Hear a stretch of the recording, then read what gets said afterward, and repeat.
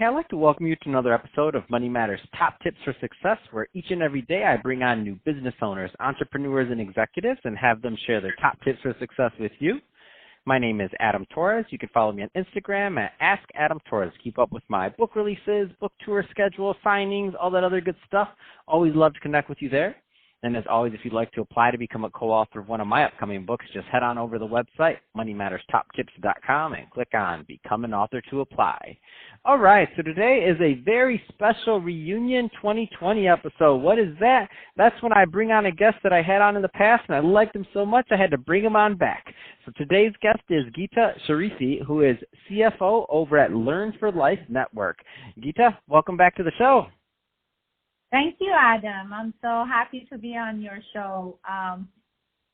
Happy 2020. We're back. I was so good to hear your voice, and I can't wait to get into what you're doing over at Learn4Life Network. I mean, I see you're helping disadvantaged youth in California, Michigan, Ohio, Texas, to name a couple of the places. I'm from Michigan. I want to learn more about this, but before we do that, I don't want to assume we got a lot of new listeners. I don't want to assume that all our new listeners had a chance to listen to the first episode we recorded together. So let's just start off with you just giving a little bit more about your background. How did you get started in your career?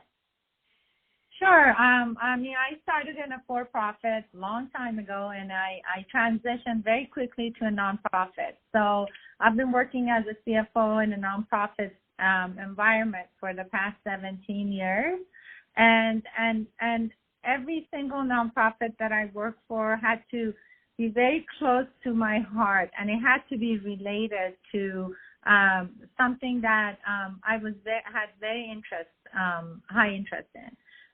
So I like to work with at-risk kids, and every single nonprofit, the past 4 nonprofits that I was a CFO with, were working with at-risk kids.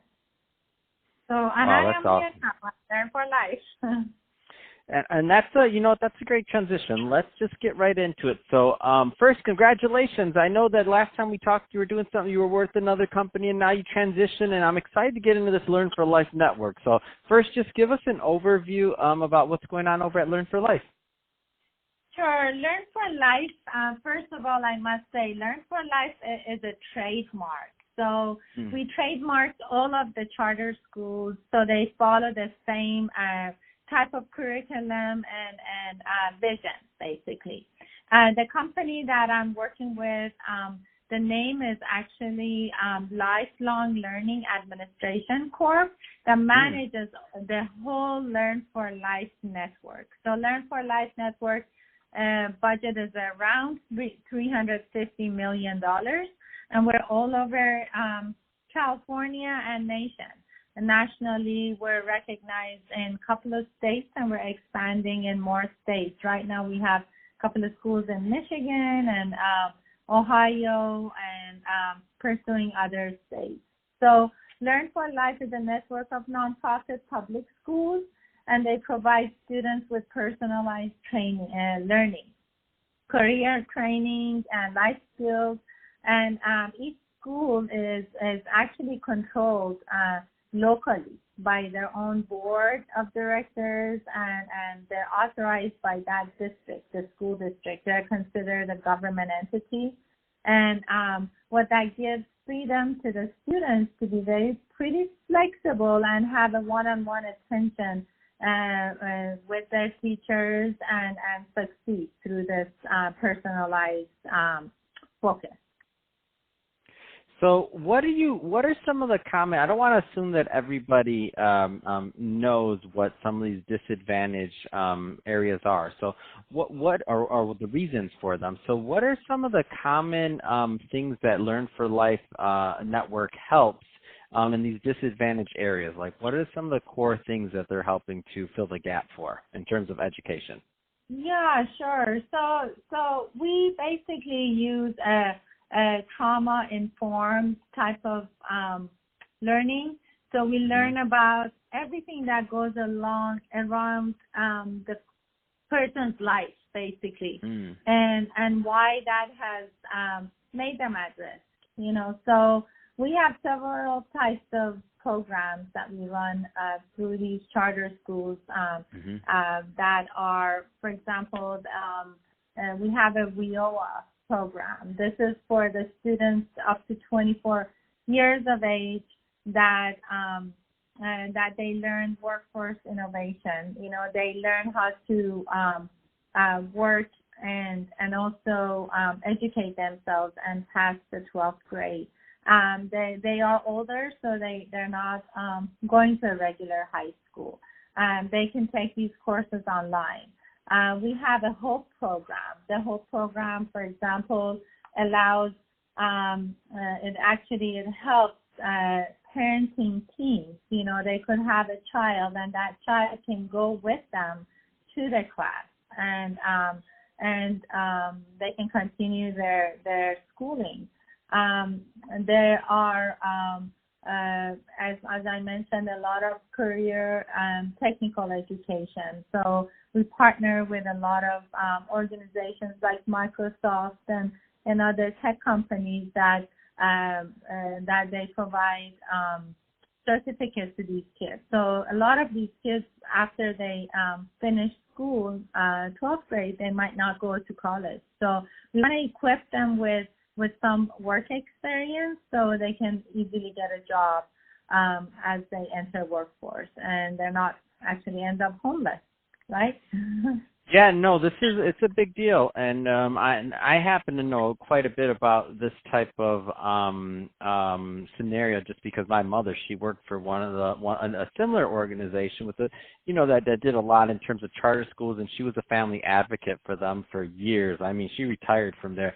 She was like their second employee in Michigan for this program and for these charter schools. So she helped build it like from the ground up, and she was dealing with those really at-risk youth, and for some of the people listening, maybe they had family or they had somebody they could lean on or could help for some basic things in their life to get them out of some jams or something. And there's a lot of people out there that don't have this. So you're right, like something like filling that gap and being there for them and helping them with life skills and things like that, so that they don't end up on the street or homeless or who knows, worse, right? So I love it. I love the work you're doing.